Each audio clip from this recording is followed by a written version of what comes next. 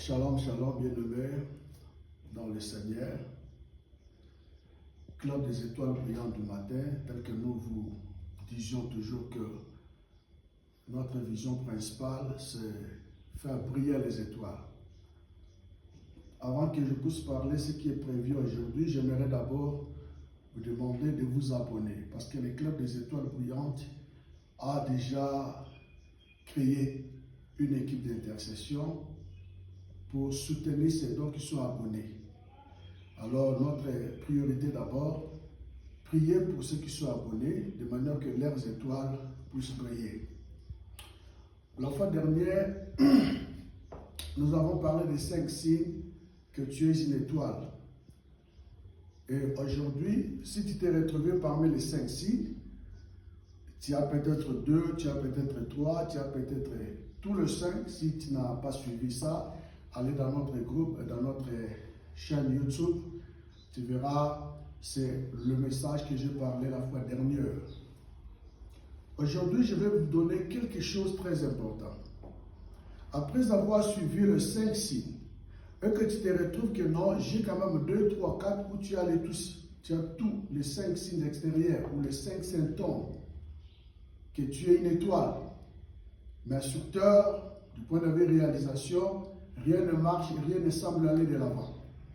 C'est là où se trouve un problème très important que nous devons savoir. J'aimerais vous donner un texte, un passage biblique dans le livre de Job, chapitre 38, verset 1er au verset 2. La Bible dit, l'Éternel répondit, Job, l'Éternel répondit à Job, du milieu de la tempête est dû. Qui est celui qui obscurcit mes desseins par des discours sans intelligence? Ça, c'est la pensée de Dieu. C'est Dieu qui parle là. C'est Dieu qui posera la question. Qui obscurcit mes desseins? En premier lieu, ce que tu dois savoir, le dessein, c'est l'étoile. Ton étoile, c'est ta destinée. Ton étoile, c'est ton futur. Ton étoile, c'est tes desseins. C'est-à-dire, le dessein que Dieu a tracé pour toi, c'est ça l'étoile. Il n'y a pas autre chose. Quand Dieu pose la question, qui obscurcit? C'est-à-dire, en dehors de lui comme étant l'auteur de toutes choses qui existent sous le soleil, dans les cieux sur la terre, il y a aussi d'autres forces maléfiques. Il y a aussi d'autres esprits qui cherchent à obscurcir.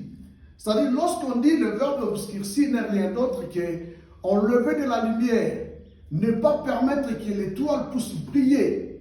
Lorsqu'on empêche à l'étoile de briller, c'est-à-dire on est en train de chercher à cette étoile d'être obscurcie, de s'obscurcir. C'est ça ce que nous devons savoir. Alors, si Dieu posa la question, ce sont les choses qui se font actuellement dans le monde. Dieu t'a donné de meilleurs desseins.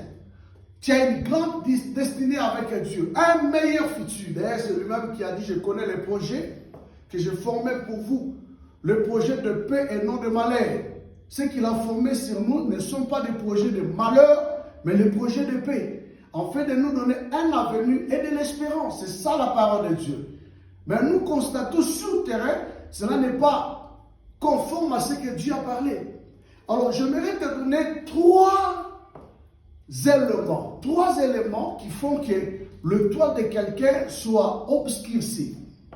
Lorsqu'on parle de l'étoile obscurcie, c'est-à-dire ton étoile ne marche pas bien, ton étoile ne brille pas, ton étoile n'avance pas. Ta vie n'avance pas, ta vie ne fait rien de progrès. Il y a 3 éléments. Le premier élément que nous devons savoir, pour que ton étoile soit obscurcie, c'est le manque de la couverture spirituelle. Le manque de la couverture spirituelle permet à l'ennemi de voler votre étoile. Permet à l'ennemi d'obscurcir votre étoile. Alors, il y a un passage dans la Bible, dans le livre de Psaume chapitre 91, verset 1er, la Bible dit, celui qui demeure sous l'abri du Très-Haut repose à l'ombre du Tout-Puissant. C'est-à-dire, celui qui demeure, celui qui reste, celui qui est attaché à celui qui est très haut, à celui qui est tout-puissant, il peut bénéficie de sa protection. Dans ces versets, ce que j'aimerais te dire, dans ce passage, il y a deux facteurs. Il y a des acteurs dans le Psaume 91, verset 1. Il y a premièrement le protecteur et deuxièmement, il y a le protégé ou la protégée. Celui qui demeure, c'est un pronom démonstratif. On est en train de démontrer quelqu'un qui demeure à côté de Dieu, qui est tout le temps dans la présence de Dieu. Écoutez, il n'y a pas un autre élément très capital pouvant t'aider, pouvant m'aider à protéger tout ce que Dieu nous a donné, tout le plan que Dieu a établi pour nous, c'est que Dieu a préparé, a formé pour toi et pour moi, le toit qu'il t'a donné, la destinée qu'il t'a donné, le dessein qu'il a tracé pour toi. Il n'y a pas un autre endroit que cela peut être protégé si ce n'est que dans la présence de Dieu. Si Dieu est ton protecteur et que toi tu es son protégé ou sa protégée, c'est alors tu vas te rendre compte que tu es protégé. Ton étoile n'est pas obscurci par anyone, par qui que ce soit. Ce n'est pas tout le monde qui aura le dessus sur toi. Ce n'est pas tout le monde qui peut détruire ce que Dieu t'a donné. Écoutez, enfants de Dieu. Dans ce domaine, vous devez savoir une chose. Vous devez savoir une chose. Le niveau de votre protecteur ou le niveau de ton protecteur détermine la qualité de votre protection. Si votre protecteur est tellement élevé, est tellement grand, cela va déterminer la qualité de votre protection.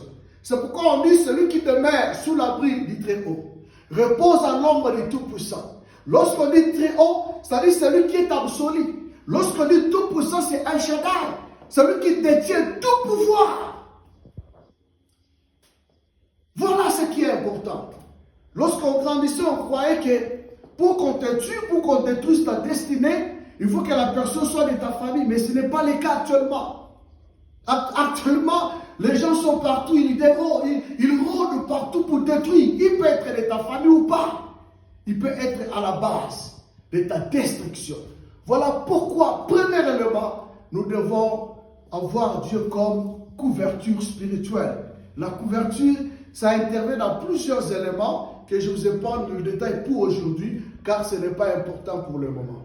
Deuxième élément, la souffrance. Vous devez savoir, la souffrance a été à la base de destruction de beaucoup d'étoiles. Lorsque nous lisons la Bible dans le livre des Rites, chapitre 1er, à partir du verset 1 au verset 5, on nous relate l'histoire d'un homme qui s'appelait Elimelech. Sa femme Naomi avec ses deux enfants, ses deux garçons. L'un s'appelait Maclon et l'autre s'appelait Kijlon. À cause de la souffrance qui était avec l'un, il servait une forte souffrance dans le pays. Il n'avait pas mangé, les choses étaient devenues très difficiles. Et alors, cette famille décida de quitter Bethléem pour aller séjourner à Moab. Écoutez, excellent enfant de Dieu. C'est que le peuple de Dieu doit savoir que ce n'est pas à chaque fois que tu te retrouves devant une situation compliquée que tu dois faire la fuite de Mahomet. Non. Que tu dois fuir. Non. Toute souffrance n'exige pas le déplacement, la délocalisation. Toute souffrance n'exige pas la délocalisation. Tu es dans le mariage, à cause de souffrance, tu quittes le mariage. Tu veux aller dans un autre mariage, car tu oublies que tu as détruit ton étoile. À cause d'une certaine souffrance, tu dis non, moi je dois voyager, je dois quitter le pays, je dois me rendre dans tel endroit. Non, ce n'est pas ça. Il faut écouter la voix de Dieu. Par conséquent, Naomi s'est retrouvée seule. Son mari Elimelech était mort, ses deux enfants, ses deux fils étaient morts, elle était restée seule à cause de la fuite de la souffrance. Suite à la fuite de la souffrance, cette famille, Naomi est restée seule. Ne crée pas une délocalisation à cause des réalités. Non.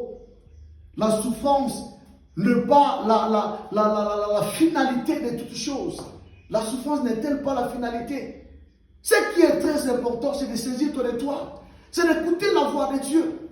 Est-ce que Dieu m'autorise de me déplacer ou pas?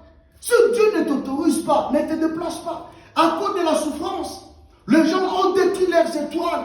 À cause de la souffrance, il est allé faire un travail qu'il ne pouvait pas faire. Et ce travail a détruit son étoile. Quelqu'un qui devait être plus tard un grand monsieur, un grand homme d'affaires, un grand homme politique. Mais à cause de la souffrance, il s'est donné à faire quelque chose qui lui a rendu définitivement un homme misérable, un pauvre, un homme qui n'a pas de consistance, qui n'a pas de résilience dans la société. La souffrance, à cause de la souffrance, Ésaü a vendu son droit d'aînesse. Combien de gens dans le monde, lorsque vous vendez votre droit d'aînesse, vous vendez votre étoile, vous vendez votre prééminence, votre supériorité. C'est que Dieu a établi, ce que Dieu a déposé en vous. À cause de la souffrance, vous les vendez. Les gens ont vendu leurs étoiles à cause de la souffrance. Parce que très souvent, lorsque nous nous retrouvons devant une situation très compliquée, on a recours à quelqu'un qui a des moyens pour solliciter une assistance, pour solliciter de l'argent, pour demander quelque chose, une aide ou quoi. Mais le plus grand problème que nous oublions, tout ce dont que nous cherchons de l'aide, nous courons pour solliciter une assistance. On ne connaît pas les états d'âme, on ne connaît pas les façons de travailler. Spirituellement. Quand il te donne avec la main droite, avec la main gauche, il retire ton étoile. C'est ça le problème que nous devons savoir. Un troisième élément pour terminer aujourd'hui, c'est le sexe. Vous devez savoir, la Bible dit dans le livre de 1 Corinthiens chapitre 6 verset 16, ne savez-vous pas que celui qui s'attache à la prostituée devient un seul corps avec elle? Car, dit-il, les deux deviendront une seule chair. Ça, c'est un élément très important. Le sexe est un notaire. Est un notaire. Lorsque vous allez vous attachez avec une femme, avec un homme, si spirituellement il est de mauvaise nature ou il est de mauvaise nature, vous devez savoir également vous avez détruit votre étoile. C'est un élément très important. Nous devons faire beaucoup d'attention à cela, car cela joue un rôle très prépondérant dans nos vies. Tu ne remarqueras pas ça aujourd'hui quand tu le fais, mais au fur et à mesure que tu grandis, c'est alors que tu vas constater que non, mes histoires n'évoluent pas telles que prévues, telles que Dieu l'a prévu pour moi. Voilà, peuple de Dieu, ce qui est très important à savoir aujourd'hui, ce qui crée, ce qui ouvre une porte de manière que quelqu'un d'autre ou un autre esprit supérieur puisse venir détruire votre étoile. Que le Seigneur vous bénisse. Père, dans le nom de Jésus, je bénis tes enfants. Que cette petite exhortation puisse prendre le dans leur cœur de maintenant et à jamais au nom de Jésus. Amen.